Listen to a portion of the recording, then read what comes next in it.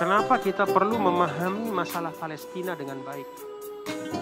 Karena ada di antara kita yang terbawa oleh pemikiran bahwa seakan-akan orang-orang Yahudi dan Israel itu yang sekarang merampas tanah Palestina itu memang benar-benar punya hak di Palestina. Ada yang terbawa dengan pemikiran itu.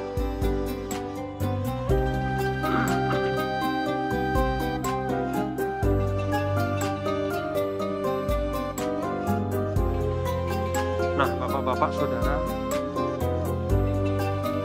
kalau kita lihat negara yang namanya Israel sekarang, negara Zionis, itu sebenarnya negara Israel itu sama sekali tidak ada hubungannya dengan ajaran agama Yahudi sendiri, itu tidak ada hubungannya.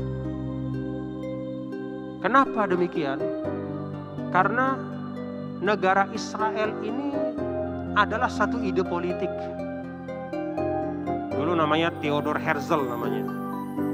Dia punya cita-cita untuk mengumpulkan orang Yahudi yang terserak di mana-mana dan kemudian membuat satu negara sendiri untuk mereka. Itu ide dasarnya. Lalu dia cari pertama mau ditaruh di Kongo. Kongo itu di Afrika sana. Begitu di Kongo ternyata orang Kongo tidak mau terima. Lalu pindah rencananya mau ditempatkan di Uganda. Lalu pindah lagi ke Argentina. Selalu bermasalah. Akhirnya ketika di sini bermasalah, di sana bermasalah, di mana-mana bermasalah. Lalu kemudian dia berusaha untuk memanfaatkan sentimen keagamaan dengan menggunakan beberapa ayat di dalam Taurat. Nah, dia manfaatkan. Apa ayat yang dia manfaatkan? Ayat yang dia manfaatkan di Taurat itu kira-kira bunyinya adalah, dan aku akan berikan kepada keturunanmu wahai Ibrahim, nah gitu, tanah yang dijanjikan ya, antara Nil dan Furat, yang kira-kira di Palestina itulah, termasuk juga wilayah sekitarnya. Ini yang dia jual kemudian ke orang-orang Yahudi yang ada, dengan mengatakan bahwa kita perlu negara. Nih ada ayatnya. Lalu kemudian mulailah timbul, ketika dipahami ayat itu, mulailah mereka mengincar Palestina. Ini dari sisi pemikirannya. Jadi awalnya ini ide politik, tidak ada urusan sama agama. Jadi ini orang ini ingin membuat negara untuk orang Yahudi. Cari-cari mana-mana, nggak berhasil. Akhirnya buka-buka Taurat, ini kira-kira ini cocok nih, kita pakai ayat ini. Yuk kita rebut Palestina, pakai ayat ini. Maka dia bangunlah sentimen. Nah, itulah awal yang terjadi. Jadi kata Palestina itu bukan dari awal, tapi itu muncul di akhir setelah nggak berhasil di mana-mana. Itu sejarah. Satu. Yang kedua, kalau kita uji dari sisi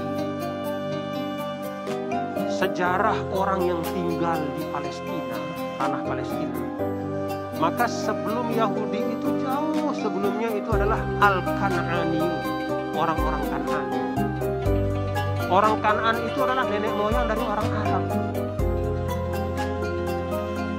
Jadi jauh setelah Kan'an tinggal di tanah Palestina, baru kemudian beberapa ratus tahun setelahnya lahir Nabi Ibrahim. Lalu Nabi Ibrahim tinggal di situ.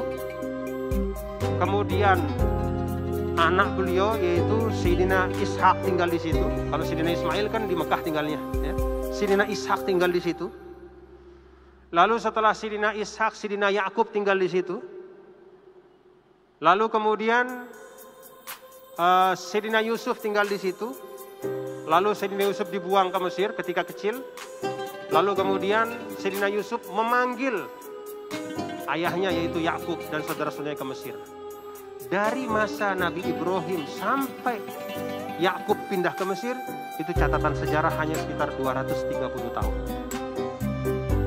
Jadi hanya 230 tahun. Kemudian dicatat juga oleh sejarah bahwa hanya kalau dihitung ya, masa dari Sidina Daud, Sidina Sulaiman, Daud berkuasa, ya, Yahudi berkuasa di tanah Palestina hanya 500 tahun paling lama.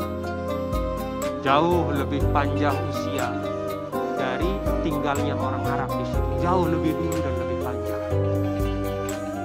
Dari masa Kan'an terus sampai masa ketika kekhalifahan yang mulai dari zaman Sayyidina Umar ya, terus panjang sampai sekarang sebenarnya. Jadi secara sejarah yang menempati tempat itu jauh lebih dulu orang-orang Arab, orang Kan'an. Pernah Yahudi di situ, tapi hanya sebentar saja. Itu dari sisi, jadi tidak bisa mengatakan wah ini dulu tempat nenek moyang kami nih, sekarang kami rebut lagi. Tidak bisa begitu. Ada orang yang lebih dulu di sana. Ada orang yang lebih lama tinggal di sana. Dari generasi ke generasi ribuan tahun yang lalu. Nah kemudian yang terakhir dari sisi agama.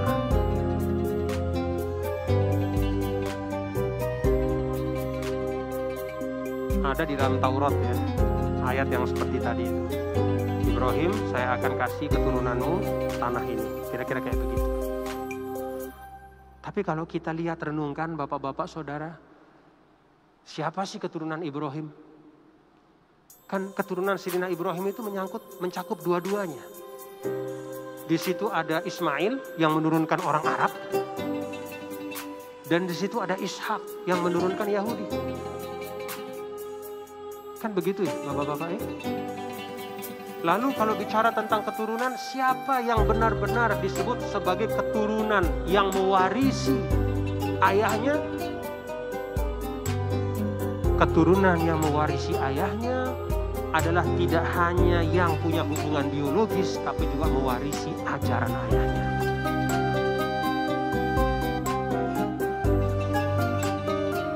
Kita baca dalam Al-Quran, apakah Yahudi itu mewarisi ajaran dari Nabi Ibrahim alaihissalam? Oh, banyak sekali penyimpangan. Fabima naqdihim mitsaqahum, mereka itu selalu berjanji kepada Allah tapi kemudian ingkar pada janjinya. Wa kufrihim bi ayatillah, mereka kufur kepada ayat-ayat Allah. Wa qatlihimul anbiya, mereka bunuh para nabi dan rasul. Wa akhzihimur riba, mereka membuat suatu transaksi ekonomi yang disebut dengan riba. Itu mereka yang ciptakan. Wa qad nuhu anhu. Jadi kalaupun mereka secara nasab itu ada hubungannya dengan Ibrahim, tapi dengan meninggalkan ajaran Nabi Ibrahim, tauhidnya ditinggalkan, tuntunan-tuntunannya ditinggalkan, yang dilarang dikerjakan. Dan itu banyak sekali dalam Al-Quran.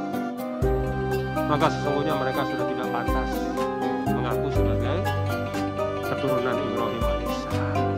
Tidak pantas dia kemudian sekarang mengatakan ini janji dari Allah dulu kepada Ibrahim bahwa anak cucunya itu akan tinggal di sini. Tidak pantas. Kenapa? Karena mereka sudah tiwal. Bahasa kita itu sudah menyimpang dari ajaran Ibrahim alaihissalam.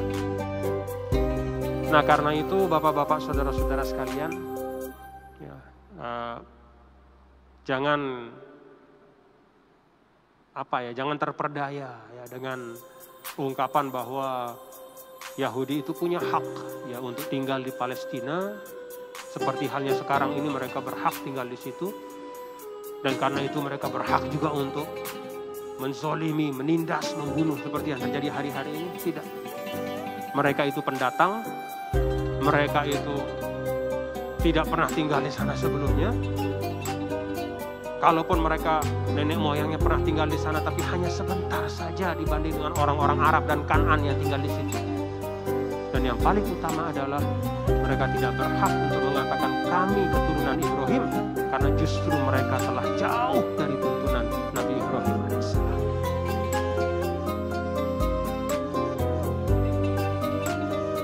Apalagi kalau kita ikuti bapak-bapak saudara sekalian ya, kajian-kajian kajian-kajian sosiologis, kajian-kajian yang bahkan dilakukan oleh sebagian ahli-ahli dari Yahudi sendiri yang mengatakan bahwa Yahudi yang hidup sekarang ini tidak ada kaitannya dengan Yahudi yang dulu. Tapi Yahudi yang sekarang ini adalah dari kelompok Ashkenazi namanya. Ashkenazi itu orang-orang yang tinggal di bagian utara Rusia, yang masuk ke agama Yahudi beberapa abad yang lalu. Jadi dia masuk menjadi Yahudi beberapa abad. Jadi tidak ada hubungannya sama Yahudi yang dulu. Apalagi kalau ini benar ya, studi atau riset ini, maka semakin tidak ada alasan lagi. Yang ingin saya sampaikan adalah bahwa yang dilakukan oleh Israel pada saat ini di Palestina dengan segala macam kezolimannya itu tidak ada hubungannya sedikit pun dengan tuntunan agama. Itu adalah penjajahan, kejahatan, kezoliman yang luar biasa. Kita bantu saudara-saudara kita minimal dengan doa.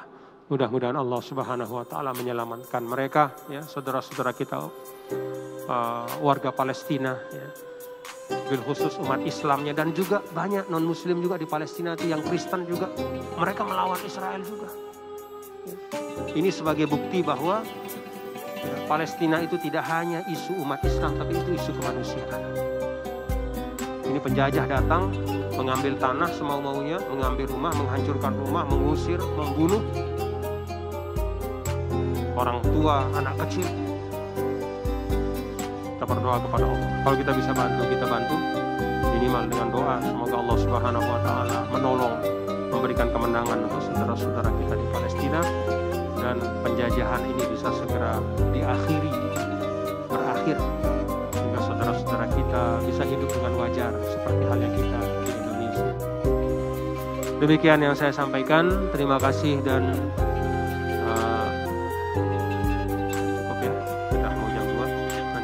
insyaallah minggu depan mudah-mudahan sehat walafiat. Rabbana taqabbal minna innaka antas samiul alim wa tub alaina innaka antat tawwabur rahim. Rabbana atina fid dunya hasanah wa fil akhirati hasanah wa qina adzabannar. Allahumma ij'alna minal ladzina yastami'una al-qawla fayattabi'una ahsanah. Ulaika alladziina hadahumullah wa ulaika hum ulul albab. Wa sallallahu wasallam ala sayyidina Maulana Muhammad walhamdulillahi rabbil alamin. Assalamualaikum warahmatullahi wabarakatuh.